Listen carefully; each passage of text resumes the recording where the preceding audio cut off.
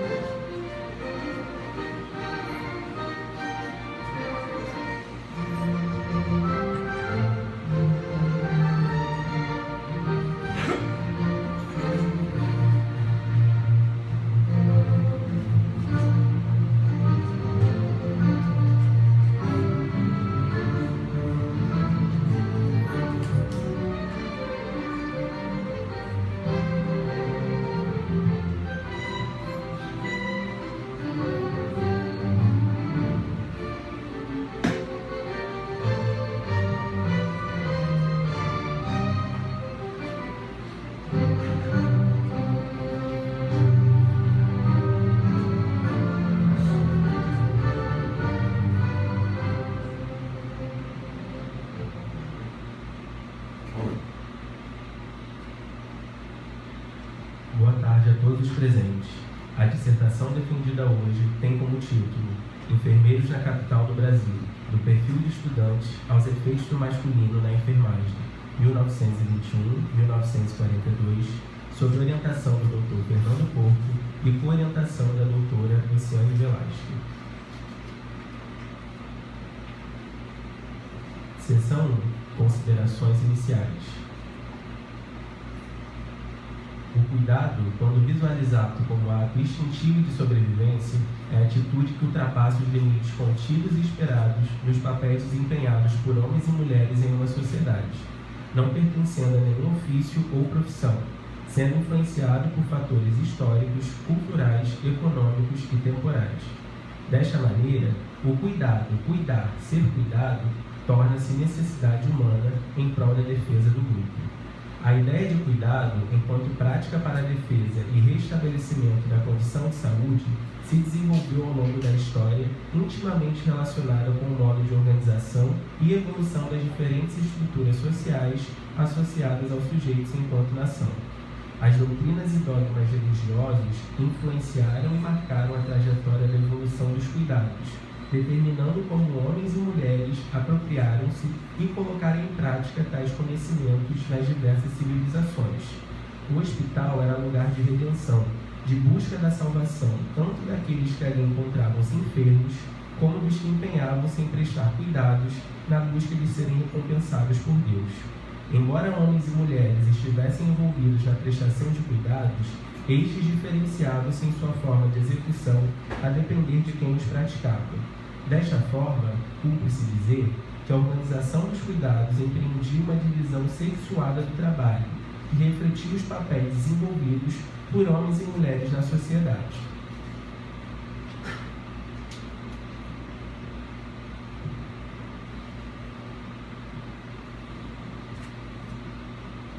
A proclamação da República no Brasil, em 1889, reconfigurou diversos aspectos políticos, sociais e econômicos. Neste período, ganhou força a dicotomia existente entre o tradicionalismo religioso e a efervescência científica como herança do positivismo, o que influenciou os republicanos para o fim da monarquia e a construção de um Estado laico. Em consequência disso, chegou ao fim, após 38 anos, a administração do Hospício de Pedro II pela Santa Casa da Misericórdia, passando a ser denominado Hospício Nacional de Alienados, após o advento da República. As Irmãs da Caridade, que até então ocupavam lugar de destaque na organização da instituição,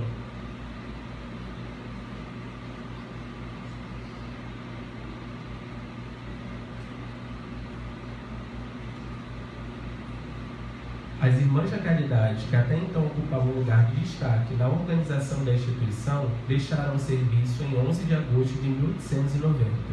A saída das religiosas significou grave crise institucional por falta de pessoal para assistência aos alienados. Desta maneira, como tentativa de solucionar o problema da falta de mão de obra, duas medidas foram tomadas: a criação de uma escola para a formação de enfermeiros e enfermeiras e a contratação de enfermeiras da França. A primeira escola de enfermagem no Brasil, a Escola Profissional de Enfermeiros e Enfermeiras, a atual Escola de Enfermagem Alfredo Pinto, foi criada em 27 de setembro de 1890, objetivando o preparo de enfermeiros e enfermeiras para os hospícios e hospitais civis e militares.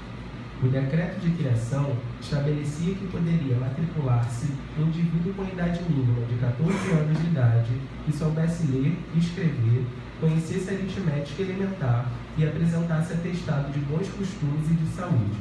O curso teria duração de, no mínimo, 24 meses. A presença do homem como enfermeiro profissional justifica-se por sua capacidade de força física para lidar com os alienados, demonstrando vantagens quando comparado à mulher, considerada dócil e sensível por natureza, de acordo com a cultura época.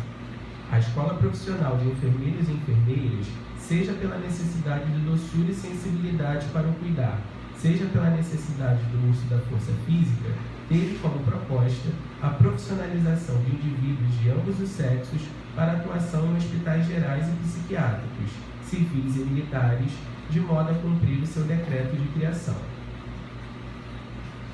A década de 1920 foi conturbada, tanto socialmente quanto politicamente, devido aos aspectos relacionados à saúde pública e à aceleração do crescimento urbano e desenvolvimento industrial. Foi nesse contexto político e social que a escola foi desdobrada em 3 seções: a feminina, a masculina e a mista. Na esteira dos acontecimentos, a identidade profissional da enfermagem brasileira, embora contrariamente influenciada pelo discurso estrangeiro, foi construída também com a presença do homem, como enfermeiro, atuante na dinâmica de uma profissão socialmente idealizada e defendida como feminina. O estudo teve como objeto a formação masculina na enfermagem por meio da Escola Profissional de Enfermeiros e Enfermeiras, na construção da identidade profissional. Foram objetivos identificar o perfil masculino na Escola Profissional de Enfermeiros e Enfermeiras e o efeito de sua formação na enfermagem e discutir o gênero na enfermagem, com ênfase no masculino, para a construção da identidade profissional. Seção 2. Metodologia. Estudo na perspectiva da história serial, delimitado na Escola Profissional de Enfermeiros e Enfermeiras, com delimitação temporal no período de 1921 a 1942. Como estudo na perspectiva da história serial, as fontes históricas passam a ser analisadas como partes constituintes de uma dinâmica de cadeia de fontes do mesmo tipo, e não mais como documento único, limitado em sua própria forma. A delimitação temporal de 1921 a 1942 deve-se pela governabilidade institucional da Escola Profissional de Enfermeiros e Enfermeiras exclusivamente por médicos durante 21 anos. Como fontes históricas, foram utilizados os dossiês dos estudantes e matérias veiculadas em jornais da época. A busca pelas fontes históricas deu-se no Arquivo Setorial Enfermeira Maria de Castro Panfiro e na Hemeroteca Digital da Biblioteca Nacional. Para a comparação das características dos estudantes, foi utilizado o teste Q-quadrado para as variáveis qualitativas e o teste de Wilkinson para a variável idade. Foi assumido um nível de significância de 5% para todos os testes. Desta maneira, as variáveis que tiveram um p-valor menor do que 0,05 foram consideradas estatisticamente significativas. Seção 3. Resultados. Os resultados oriundos da documentação localizada apontam que no período de 1921 a 1942 foram matriculados 702 estudantes na Escola Profissional de Enfermeiros e Enfermeiras, dos quais 127 eram homens, representando 18% do total de estudantes que pertenceram à escola. Por meio da figura 1, percebe-se que houve maior concentração de estudantes do sexo masculino nos anos de 1923 e 1924. Por meio da figura 2, observa-se que a maior parte desses estudantes era oriunda da região norte, onde ainda observa-se que havia estudantes estrangeiros. A figura 3 apresenta a distribuição segundo a cor registrada nos documentos escritos. Entre os não brancos, há uma proporção menor de estudantes do sexo masculino quando comparado entre os brancos, não sendo uma diferença estatisticamente significativa. Desta forma, considera-se que as turmas entre estudantes do sexo masculino e feminino eram compostas tanto de brancos quanto de não brancos. Por meio da análise da figura 4, evidencia-se que os estudantes do sexo masculino, ao serem matriculados, tinham em média 25 anos, com mediana entre 22 e 30 anos. Por meio da figura 5, constata-se que a maior parte dos estudantes manteve-se durante a formação como funcionário do campo militar ou do Hospício Nacional de Alienados. Por meio da figura 6, evidencia-se que a maior parte dos estudantes era casada. A figura 7 apresenta a distribuição quanto à concessão de bolsas aos estudantes, onde evidencia-se que a maior parte dos estudantes do sexo masculino manteve-se durante a formação sem o auxílio financeiro concedido pela instituição. No campo da imprensa, foram noticiadas 13 publicações em jornais, no período de 1928 a 1939, relacionadas a 5 enfermeiros titulados pela Escola Profissional de Enfermeiros e Enfermeiras. O Jornal do Brasil, Diário Carioca e Diário de Notícias noticiou, em um período de 11 anos, a ocupação no campo da saúde exercida por esses 5 enfermeiros titulados pela primeira escola de enfermagem no Brasil. As ocupações, algumas dotadas de poder e prestígio, demonstram a não invisibilidade da atuação do homem no campo da enfermagem e na construção histórica da profissão. Seção 4. Matizes do ensino na Escola Profissional de Enfermeiros e Enfermeiras. Os estudantes titulados tiveram uma formação teórico-prática com aulas teóricas ministradas 3 vezes por semana no Hospício Nacional de Alienados. A carga horária prática excedia muito a carga horária teórica, o que infere-se que estava relacionado com o interesse na formação de profissionais com uma capacidade maior para o fazer prático na assistência do que para o saber. A formação desses estudantes estava sob a responsabilidade dos médicos alienistas, que durante as aulas transmitiam o que seria de competência do enfermeiro, de modo a torná-lo qualificado do ponto de vista ético, técnico e moral da medicina. A seção mista funcionava no Hospício Nacional de Alienados. A seção feminina funcionava na colônia de alienadas do Engenho de Dentro, por ser esta a instituição destinada à assistência das alienadas do sexo feminino, o que respeitava a moralidade à época quanto ao cuidado com o corpo. Nessa lógica, embora com fragilidade na linha de raciocínio por carência de evidências mais concretas, infere-se que a seção masculina deveria funcionar na colônia de São Bento ou na colônia Conde de Mesquita, ambas colônias agrícolas localizadas na Ilha do Governador, e que recebiam alienados do sexo masculino e indigentes transferidos do Hospício Nacional de Alienados. Em 1921, obras foram iniciadas na colônia de psicopatas homens, atual colônia Juliano Moreira, localizada em Jacarepaguá, com inauguração em 1924. Isto oferece indícios que podem explicar a maior concentração de titulados do sexo masculino nos anos de 1923 e 1924, como já demonstrado anteriormente. Seja como for, mesmo diante de fortes vestígios pela lógica racionalizada, ainda entende-se que a frágil assertiva de que a seção masculina da Escola Profissional de Enfermeiros e Enfermeiras tenha funcionado. Seção 5. Gênero na saúde e enfermagem. A maior concentração de estudantes do sexo masculino na Escola Profissional de Enfermeiros e Enfermeiras deu-se nos anos de 1923 e 1924, período que antecedeu a formação da primeira turma da Escola de Enfermeiras do Departamento Nacional de Saúde Pública, o que pode justificar também a maior concentração de estudantes do sexo masculino nos anos supracitados.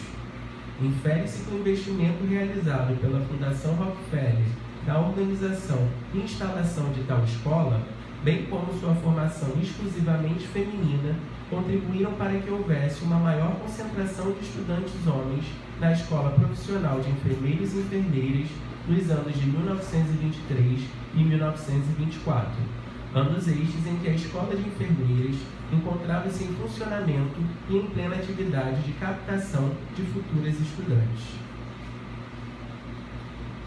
Quando comparada à região de nascimento dos estudantes, a maior parte deles era nascido na região norte do Brasil.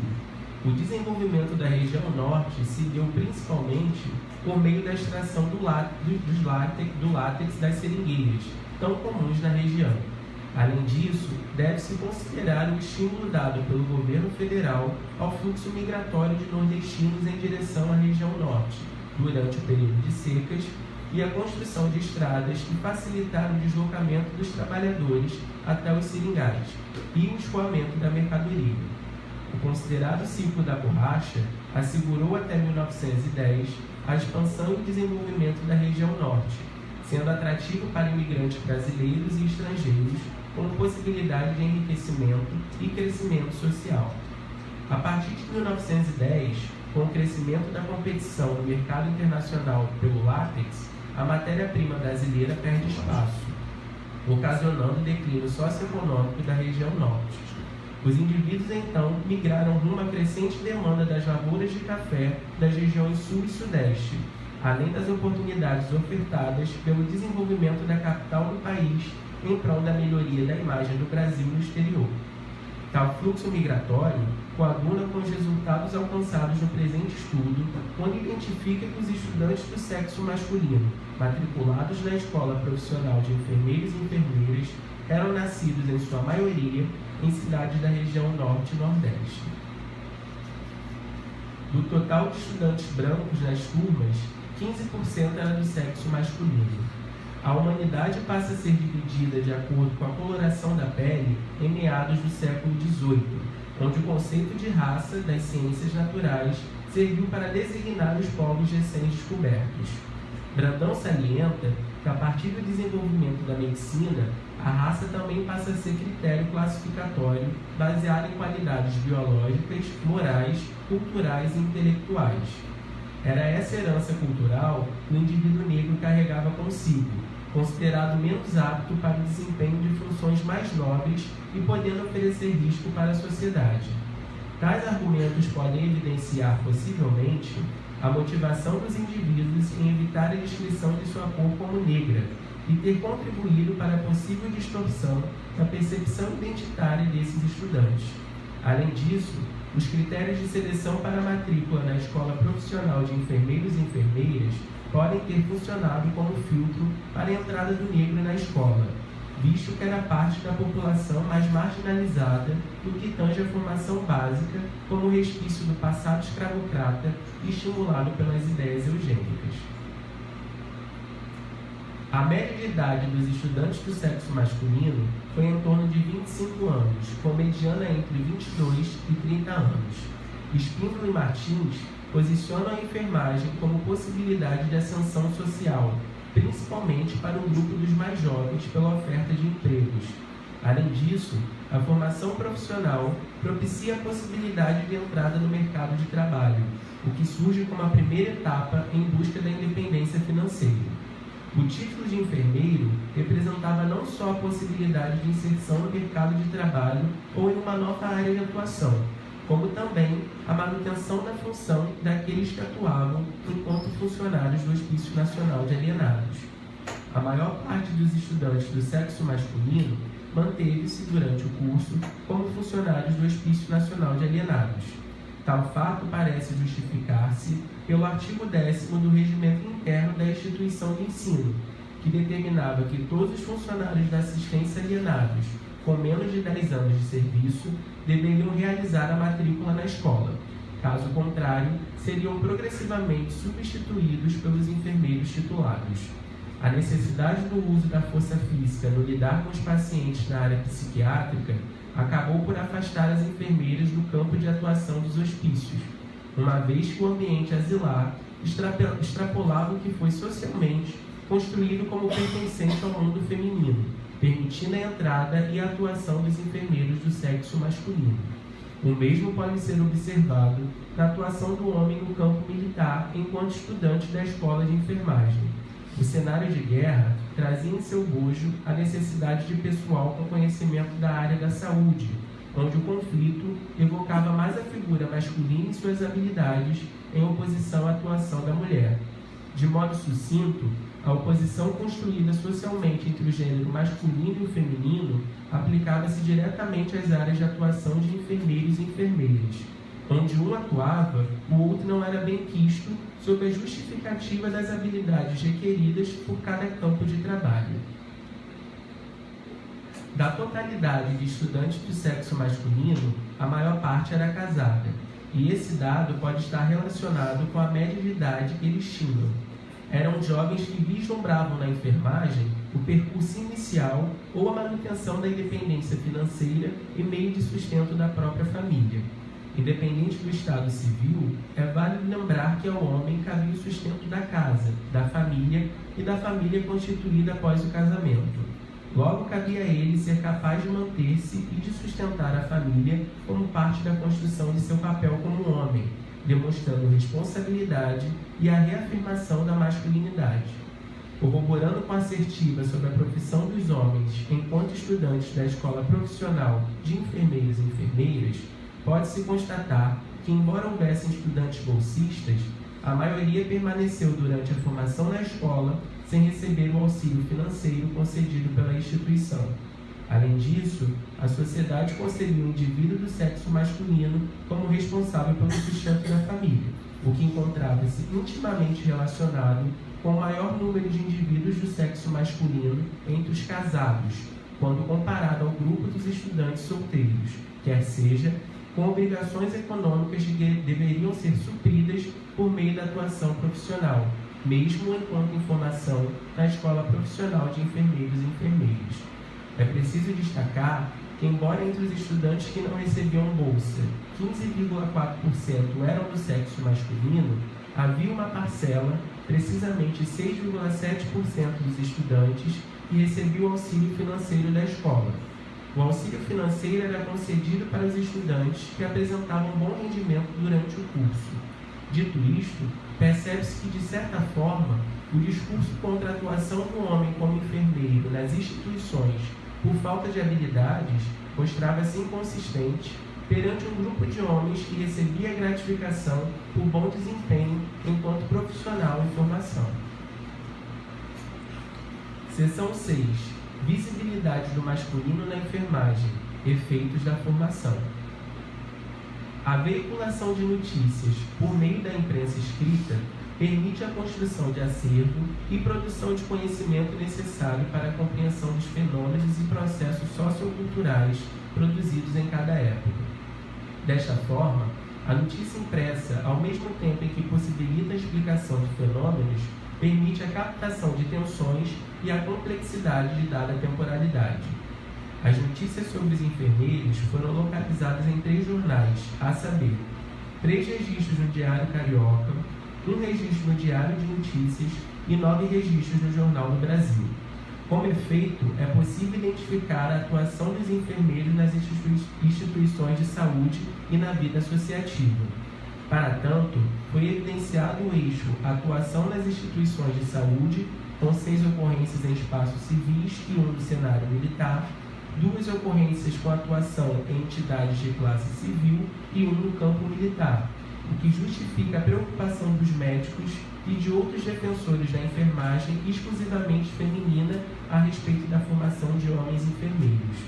No período de 1921 a 1942, a figura masculina carecia de bons olhos pela sociedade.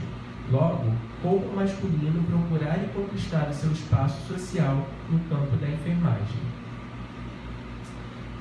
Sob esse aspecto, destacam-se os enfermeiros Américo Paulo da Cunha, titulado em 1928, presidente da Associação Beneficente dos Empregados da Assistência Pública em 1935 e empossado enfermeiro-chefe em 1937 na Diretoria Geral de Assistência.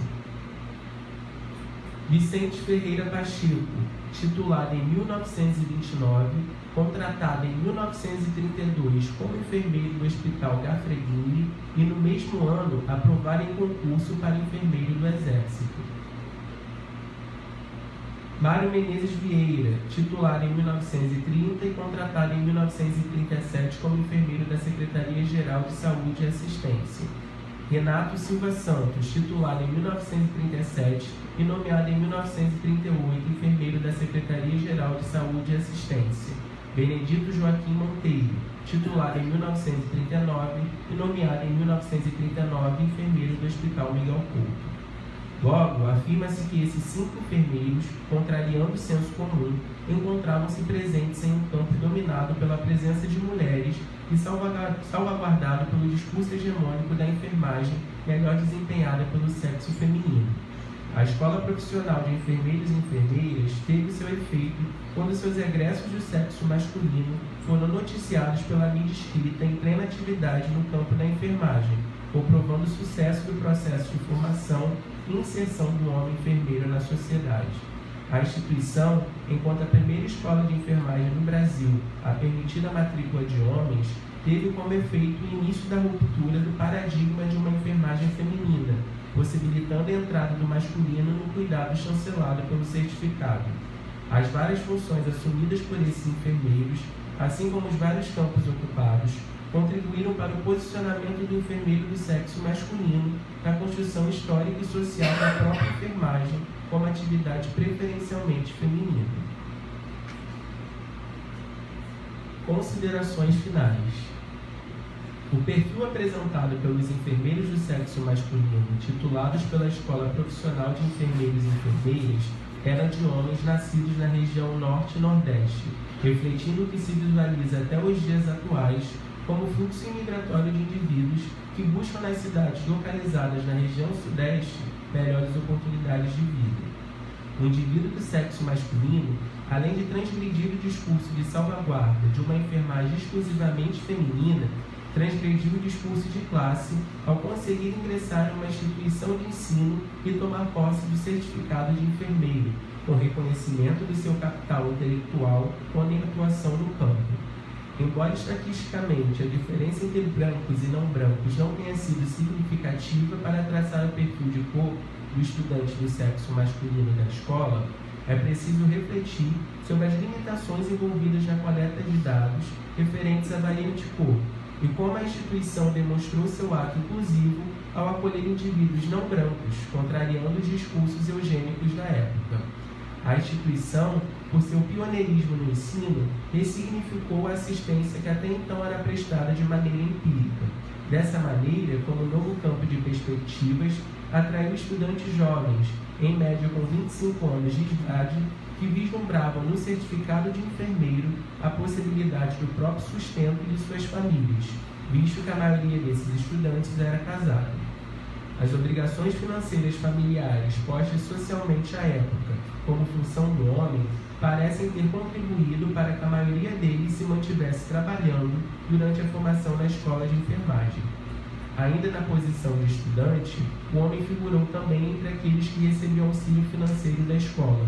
Mesmo sendo minoria, a presença em tal grupo reafirma a capacidade do sexo masculino para o exercício da enfermagem, contrariando a profissão como sendo de essência feminina e a reposicionando como campo profissional inclusivo e disponível para os que estivessem aptos. A presença do estudante do sexo masculino bolsista reafirma não só a capacidade desses alunos, como também o objetivo de formação de ambos os sexos definido no decreto de criação da escola. Facilitado ou não pelas necessidades do campo, o masculino inseriu-se na profissão como enfermeiro e conquistou espaços que até então eram invisíveis à sua atuação. Os registros noticiosos identificados durante o estudo são evidências do efeito da titulação desses estudantes e de sua presença ativa nos vários espaços sociais representados pelas funções e instituições em que prestaram o serviço. Embora a minoria na escola, o que ainda é realidade no panorama atual da enfermagem, os estudantes do sexo masculino incutiram transformações desde a matrícula na instituição, por ir de encontro às preferências de quem deveria exercer a profissão. Posteriormente, passaram a transformar os campos de atuação pelos mesmos motivos, demonstrando a habilidade e competência necessária para o exercício da profissão, o que pode ser evidenciado pelos registros noticiosos sobre a atuação em instituições públicas de saúde. Uma identidade profissional não deve ser construída somente considerando que foi majoritário, mas deve considerar os elementos que estiveram dispostos para a formação do que de fato é comum a todos os profissionais, quer seja a própria profissão. Hierarquizar eventos e agentes como mais ou menos importantes no percurso histórico da enfermagem é desconsiderar as múltiplas dimensões e perspectivas que são necessárias para a construção de qualquer fenômeno. Desse modo, é de suma importância que a identidade profissional da enfermagem seja inclusiva e reconhecida por seus pares, de modo a contemplar e ser representativa dos agentes que encontram-se inseridos no campo e que, de igual maneira, sofrem as influências pertinentes à atuação da profissão como enfermeiro ou enfermeira. Visualizar a enfermagem sob essa perspectiva possibilita torná-la fidedigna às reais experiências e conquistas dos agentes em campo, sem distinção. O presente estudo, a partir de agora, possibilita novos horizontes para a enfermagem, intencionalmente abrindo novas lacunas para as investigações na área da história da enfermagem e áreas correlatas. As discussões em torno das questões de gênero, tão em voga no momento, abrem-se como campo promissor também nas pesquisas em enfermagem e da saúde, como pontos de reflexão do passado e do presente, com vistas ao futuro da profissão e da própria identidade profissional.